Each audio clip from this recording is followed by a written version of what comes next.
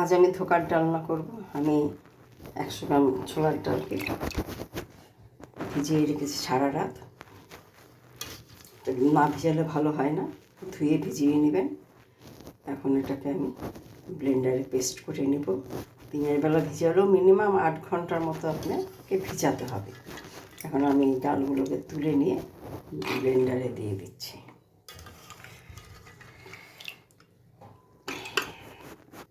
ডালগুলোর সাথে আমি 2টো কাঁচা লঙ্কা দিয়েছি, সামান্য আদা, এগুলো পেস্ট করে নেব। আপনার ইচ্ছা করে শিলনোড়াতেও বেটে নিতে পারেন। আমি ব্লেন্ডারে যে আদা কাঁচা লঙ্কা দিয়ে ডালটাকে আমি পেস্ট করে নেব। ডালটাকে আমি পেস্ট করে নিয়েছি। আমি উনুনটা ধরিয়ে দিয়েছি, কড়াইটাও বসিয়ে দিয়েছি। কড়াইয়ের মধ্যে সামান্য তেল দেবেন, খুব বেশি একটা তেল দেওয়ার দরকার নেই।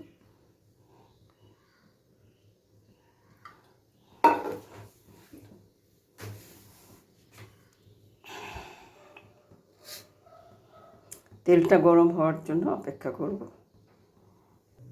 ডাল বাটার সময় খুব বেশি একটা জল দিবেন না, অল্প জল দিবেন।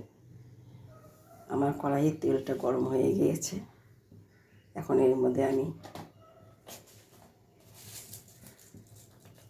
সামান্য মৌরি দিলাম,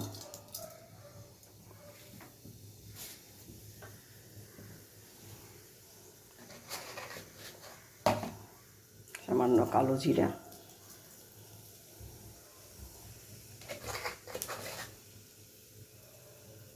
সামান্য কালো জিরা,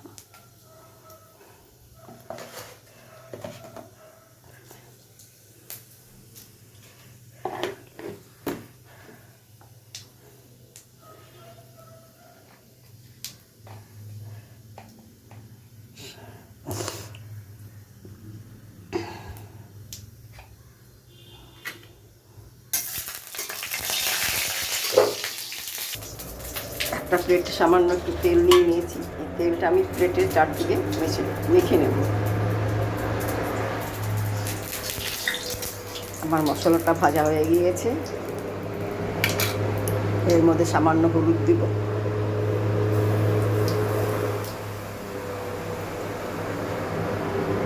লবণ দিব,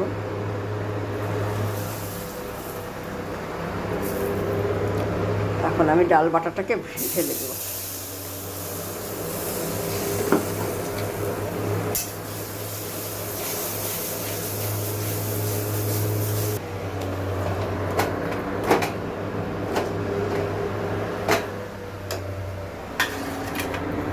থালার তেলটাকে আমি ভালোভাবে এটাকে মেখে নেব থালার মধ্যে।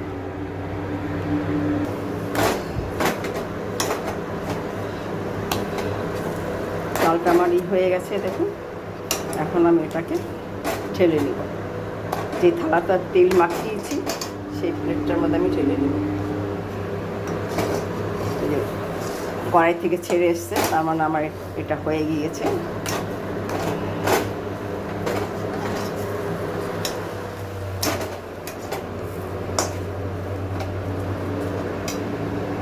ডালটাকে আমি ঢেলে নিয়েছি। এখন আস্তে আস্তে এখানে আমি মিক্স করে এটাকে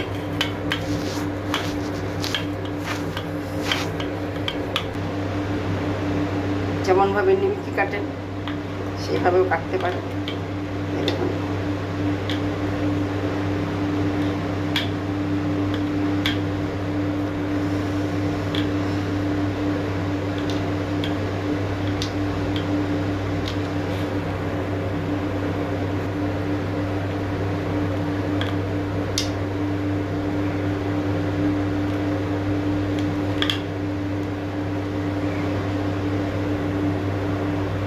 এটাকে একটু ক্যাচড়া করে নিয়ে আপনারা এইভাবে কাটুন,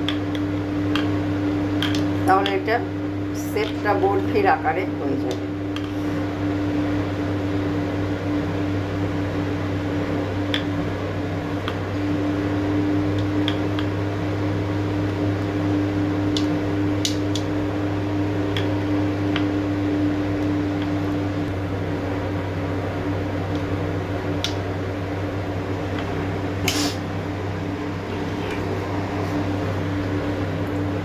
এখন আমি এটাকে তুলে নিব।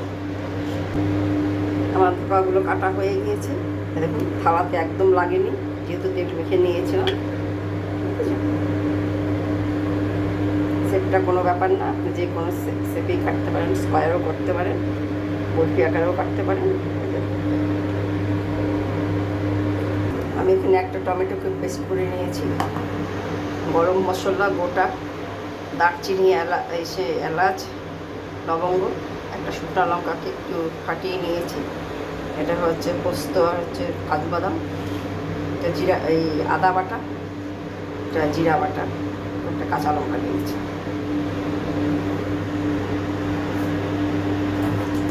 কড়াইটা বসিয়ে দিয়েছি, কড়াইটাতে আমি তেল দিয়ে দিব।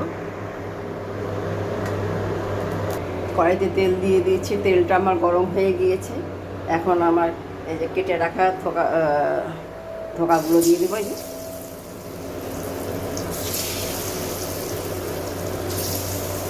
এগুলোকে আমি একটু লাল করে ভেজে নেব।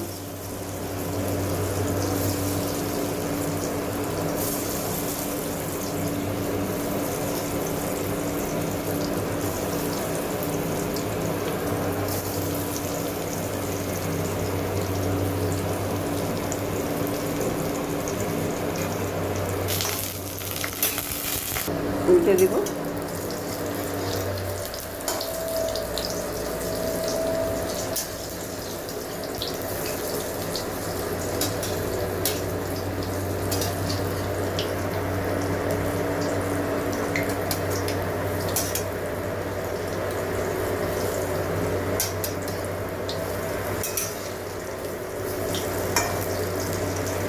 আপনার ইচ্ছে করে একটু কমও ভাজতে পারেন, আবার লাল করে ভেজে নিতে পারেন।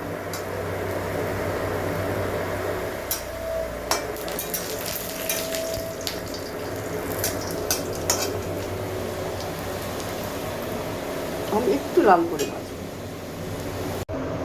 ধোকাগুলোকে আমি যে লাল করে ভেজে নিয়েছি, বাকি ধোকাগুলো আমি একইভাবে ভেজে নেব।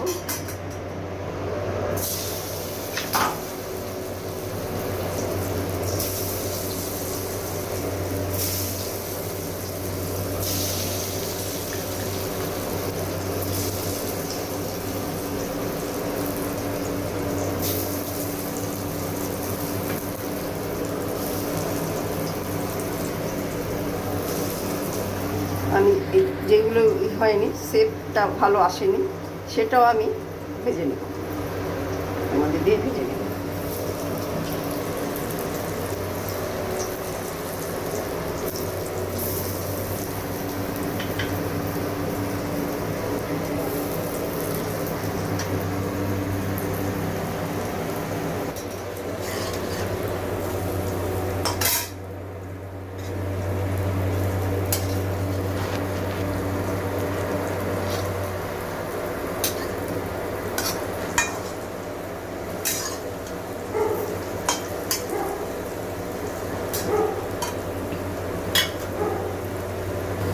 এগুলো ভাজা হয়ে গেছে, এটা একটু কম ভেজেছি আমি, এগুলো আমি তুলে নেব।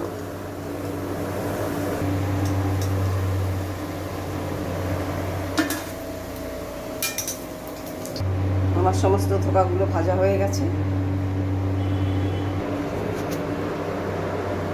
এই তেলের মধ্যে আমি একটু সরিষার তেল দিয়ে দিলাম, রান্নাটা আমি সরিষার তেল দিয়েই করব।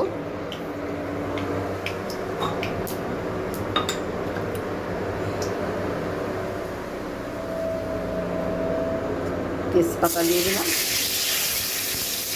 একটা শুকনো লঙ্কা, গোটা গরম মশলা,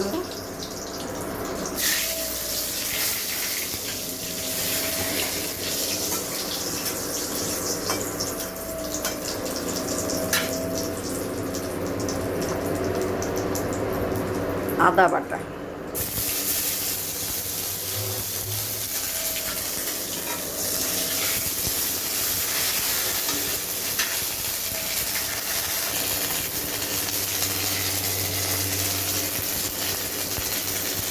এটা হচ্ছে হিং, হাফ চামচের মতো হিং দিয়ে দেবে।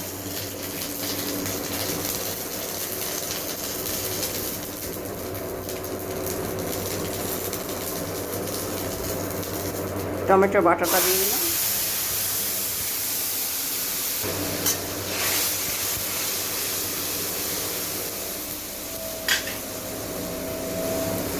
টমেটোর কাঁচা গন্ধটা না যাওয়া অবধি টমেটোটাকে ভেজে নিতে হবে।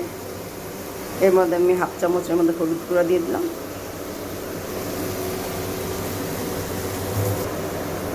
জিরা বাটা দিয়ে দিলাম। আপনার ইচ্ছা করলে ভাজা জিরা বাটাও দিতে পারেন।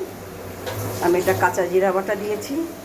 টমেটো যতক্ষণ কাঁচা গন্ধ না যাবে ততক্ষণ আমি এটাকে ভেজে নেব।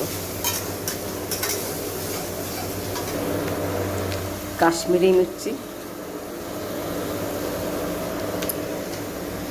যারা ঝাল বেশি খান তারা একটুখানি এর মধ্যে লাল মির্চিও দিতে পারেন। আমি আজকে লাল মির্চিটা দিলাম না, কালারের জন্য কাশ্মীরি মির্চিটা দিয়ে দিয়েছি।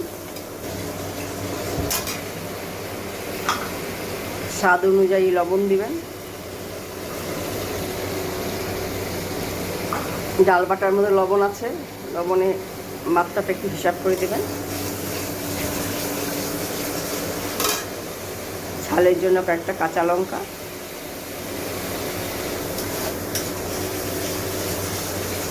সামান্য চিনি দিলাম।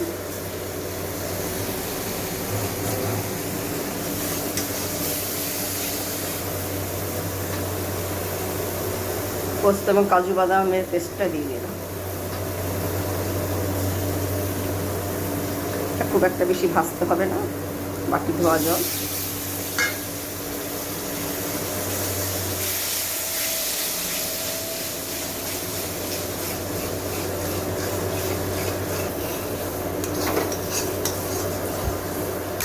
আমার মশলাটা কষানো হয়ে গেছে, দেখুন। এখন এর মধ্যে আমি জল দিয়ে দেব।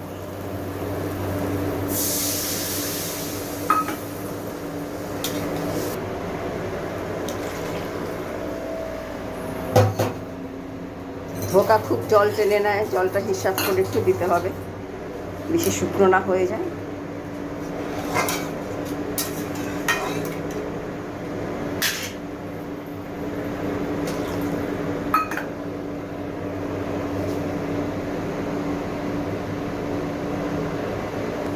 এর মধ্যে 1 চামচ আমি ঘি দিয়ে দিলাম। ঘিটা আমি আগেই দিয়ে দিলাম, ধোকা দেওয়ার পরে ভেঙে যেতে পারে।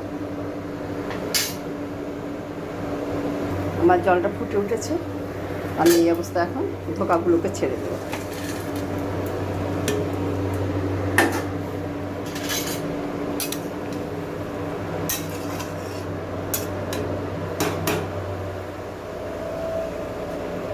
আমার ধোকার ডালনা রান্নাটা কমপ্লিট হয়ে গেছে, আমি এখন এটাকে ঢেলে নিই। আমার ধোকার ডালনা রান্নাটা কমপ্লিট হয়ে গিয়েছে। আমি একটি বাটিতে সামান্য তুলে নিয়ে আসছি, দেখুন। এইভাবে ধোকার ডালনা রান্না করে খাবেন, খেতে খুব ভালো লাগবে। আমার চ্যানেলটা লাইক, শেয়ার ও কমেন্ট করবেন।